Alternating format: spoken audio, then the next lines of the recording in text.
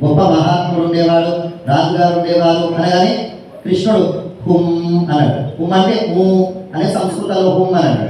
ఊ కొట్టాడు, ఊ హుం అన్నాడు. తద బల సీతేది అని చెప్పి ఆ రాముని యొక్క భార్య పేరు సీతాదేవి అని హుం అన్నాడు. తాం పితుర్వాచ పంచవటి తటే విహరత. అలా తండ్రి యొక్క ఆజ్ఞని అనుసరించి అడవులకి వెళ్ళాల్సి వచ్చింది. ఆ రాముని అనుసరించి సీతాదేవి కూడా వెళ్ళింది. మళ్ళీ హుం అన్నాడు. ఇక్కడ వరకు కథ బాగుంది. ఇక్కడ అసలైన ట్విస్ట్ ఉంది. ఇక్కడ పెద్ద ట్విస్ట్. యశోదాదేవి కూడా తెలియదు, చిన్న పిల్లవాడు కదా చెప్తోంది.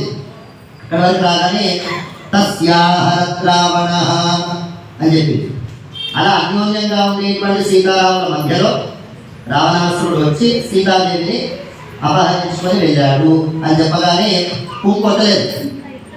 ఎందుకని తనకంటే వినేది క్యారెక్టర్లో మొత్తం నేను చెప్పాడు స్వామి. అయ్యో నా కథనే, ఎవరి కథనో కాదు. అక్కడ వరకు రాగానే ఒక్కసారి అమ్మవారి గురించినటువంటి తలంపు రాగానే అందులోకి వెళ్ళిపోయాడు.